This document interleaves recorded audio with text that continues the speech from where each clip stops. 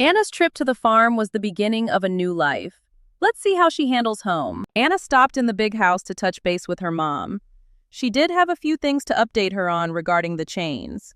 Renee suggested she call Alan in the morning and let him know what she found. Anna agreed. She kissed her mom goodnight and headed for the CH to fill Kimmy in on her exciting day. "Well, I was wondering if you were going to come home or not," Kimmy said. Anna sheepishly grinned at her. "Spill it," Kimmy said. She sat up cross-legged and pulled the blanket over her legs.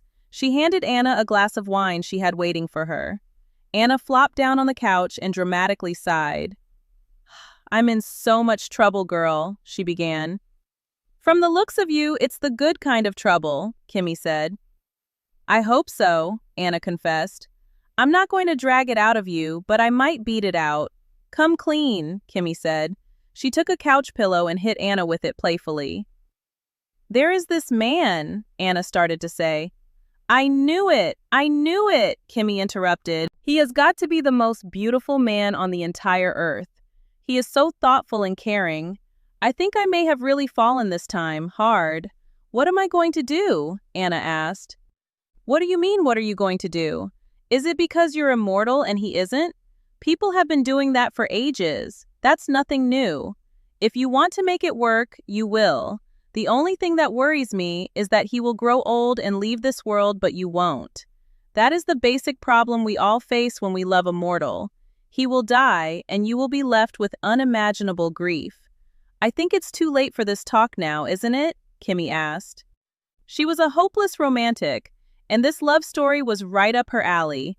Hot, spicy, and doomed for heartbreak. "Maybe he can get out sometime, though. There is always that chance," Kimmy said. Anna's head snapped up and she snapped at Kimmy. "What? There are no mortals on the outside, are there?" Anna asked excitedly. "No, no mortals, Anna," Kimmy explained. "What do you mean? What are you saying?" Anna asked. "Don't you know about the exceptions?" Kimmy asked. "What is that?" Anna asked. "Mortals who do extraordinary things get a choice. They can stay on the farm and die a natural human death, or be turned like us and be free. There are lots of exceptions out here. Didn't you know that?" Kimmy asked. "Are those the people whose names are on the plaques?" Anna asked. "Yep," Kimmy said. "I thought they were all dead," Anna said. "Of course, the immortals told the humans they were dead. They couldn't let them know they were turned and are still living free. It would cause too much upheaval in the farm," Kimmy explained. Anna's mind raced. She couldn't believe the news she was hearing. Maybe she wouldn't have to watch the love of all her lives die. "How do they become an exception?" Anna asked. "Those people did great deeds or were capable of doing great deeds if they were free. Therefore, if the immortals saw the potential for greatness in a human, they gave them immortality to achieve the excellence they saw in them," Kimmy explained. "I can't believe this," Anna whispered. "I can't believe you didn't know." "You need to get out more, Anna Reed," Kimmy said. Anna felt like a complete idiot. She knew nothing about the world around her. This huge thing was unknown to her simply because, until now, it hadn't affected her. She was one of those people, she guessed. She only cared to know what was beneficial for her to know. And that sucked. She made a mental note to be more interested in a broader array of subjects. It was far better to know a little about a lot than a lot about a little. She was figuring this out the hard way. Anna told Kimmy every juicy detail about her day with James. Kimmy gasped and swooned and said, "Oh, how sweet!" too many times to count. Anna couldn't agree more. He was so very sweet. Anna knew that her mission would forever be to get James out of there. She would fight for his freedom for as long as he breathed to fight for it. It never crossed her mind that James might not want to go.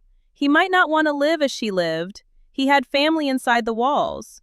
Anna only hoped he would value their love enough to be free to be with her. Kimmy and Anna sat up giggling and talking half the night until finally they decided to go to bed. Anna stayed in James's t-shirt so his smell would linger just a little bit longer. Then sleep found her, and she lay in James's arms in her dreams.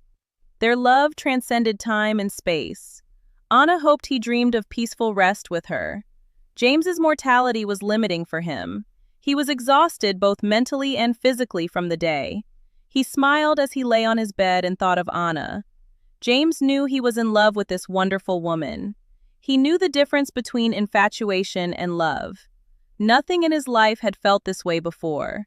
She had burned herself into his very soul. James knew he would give his life for her. She was his queen, his beautiful angel. He couldn't allow fear to come into his heart. He was inferior to her in every way, yet she still wanted him. He hoped she never grew tired of their time together. After all, she had the whole world to enjoy. She was free to explore it with someone like her. But no, he couldn't think that way. Anna wanted him, and that was all there was to it. He would love her as long as she let him, and mourn her if she ever decided to go. But for now, he would wallow in his happiness for a little while. Sleep finally came, and his thoughts were replaced with dreams of his Anna. He could feel her wrapped in his embrace as they peacefully slept. James was woken up suddenly by a rustling outside. He thought it was an animal on his porch, but it was a big one if it was. He slipped from the bed and went to the window. He kept the light off so he wouldn't spook the creature. He peeped through a crack in the curtains and was surprised by what he saw. There was what appeared to be a woman standing beside the bushes next to his porch. She wasn't doing anything. She was just staring at the house.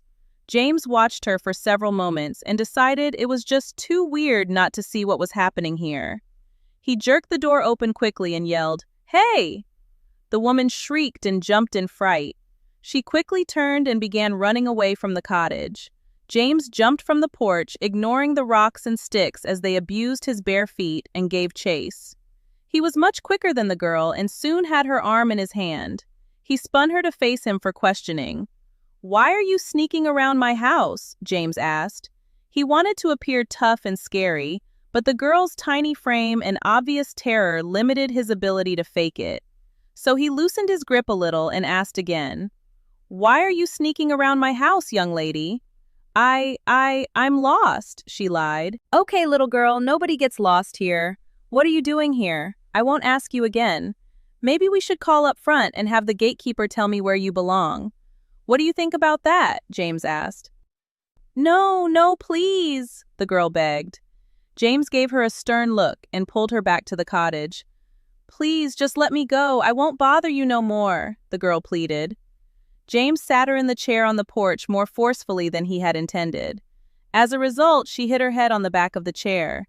It made a sickening plunk sound. "Are you okay?" "Ugh," James said. "Yeah, just let me go," the girl said again.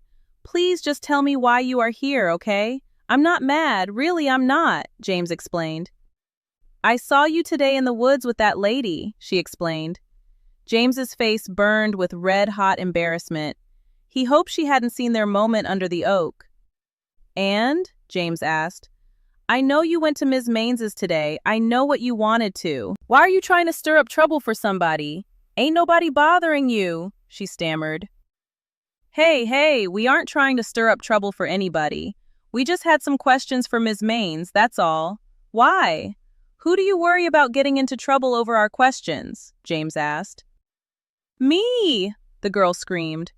The girl jumped to her feet and tried to run away, but James swiftly retrieved her and put her back in her seat. "First, can I at least get a name to call you besides young lady?" James asked. The girl stared at him for a few seconds and realized she wasn't leaving here until he was satisfied. All she could do now was hope his humanity would win and he wouldn't tell on a fellow mortal. She had heard of mortals taking the side of the immortals before, but she never knew one who would have done such a thing. She hoped this wouldn't be her first time. "Tana," she whispered. "Okay, now that's a start. Nice to meet you, Tana," James said. He extended his hand to this girl, who was maybe 14 years old, and smiled. She took it and shook it with vigor. He couldn't help but imagine this was her first actual handshake, and she overdid it just a little bit. "Tell me what's going on, and I will tell you why I went to see your friend Ms. Mains," James bargained. "She ain't no friend to me," Tana argued. "And why is that?" James asked. "She's into some bad stuff, and if she keeps it up, she will get us all into trouble. I really came to talk to you, but I chickened out before I could knock, Tana said. She started to have a slight waver in her voice, and it broke James's heart. Well, no worries now. We are friends here. Just tell me what the problem is, and I will help you fix it, James assured. You was asking her about the Johnson family, weren't you? I'm a Johnson, and my mom and dad are Johnsons, and my 5 sisters are Johnsons. So she lied right to your face. She does terrible magic up there and blames it on other folks. When I heard her say there weren't any of us left, I knew she was planning on that very thing for us. Do you know what they do if they catch you practicing the craft in here? You disappear. There really wouldn't be any more Johnsons then, would there? Tana explained. Well, I expect not. Tell me what she has been doing, okay? My friend and I can help you, and we wouldn't have to tell anybody about the little magic you all use. I know people still do a little here and there, and I don't believe the immortals have a problem with that, James said. All I know is there are a lot of shady characters that go up there to see her. That is why I followed you and that lady. I wanted to hear what she was telling you in case I could use it later, Tana said. Smart thinking, James encouraged. I heard you say something about a binding spell. I know she knows how to do one because she used it on her cow when she kept getting out, Lana said. That is really good to know. If I could show you a picture, could you tell me if you have ever seen that man at her house?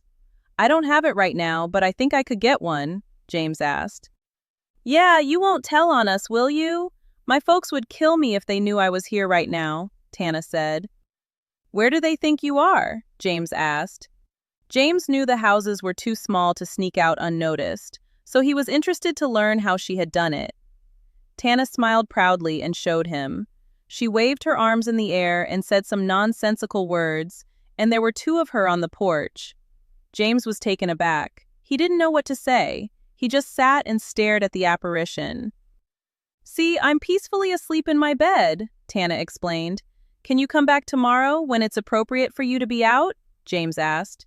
He tilted his head and gave her a fatherly look of scolding. Yeah, I will. I'm sorry I was sneaky like I was, Tana said. How about you come over at lunch? Bring your parents or sisters or whoever you want, and we can talk and have some watermelon. What do you say? James asked. Okay, around 12 then? Tana asked. Sounds good. Let me take you back. You shouldn't be out in these woods alone, young lady, James said. He smiled at the reference to his previous name for her, and she smiled back. Then he saddled up the horses so they wouldn't make too much noise returning her home. They rode without incident to the path that led to her house, and they went the rest of the way on foot. James watched as she slowly opened the door and went inside. Before she closed the door, she gave a quick wave to the black night where she had left him standing. James had a long way back home, and he was excited to tell Anna what he had learned. He wished he had a way to contact her, but he would just have to wait for her return. That would seem like forever to him now. However, he thought he was onto something with Ms. Maines and couldn't wait to investigate further. Noon arrived, and the whole family showed up at James's home. As promised, he provided the watermelon for their visit. Tana's father had insisted on a public apology from Tana regarding her late-night intrusion. James was gracious in his acceptance and told her father he was thankful she had come. Could I speak to you in private just a moment, Mr. Johnson? James asked. The 2 walked around to the horse lot, and both leaned against the fence, staring at the mares.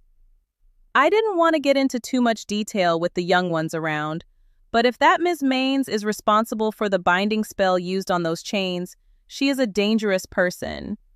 My friend knows a woman who was abducted using those chains, and the result was horrific.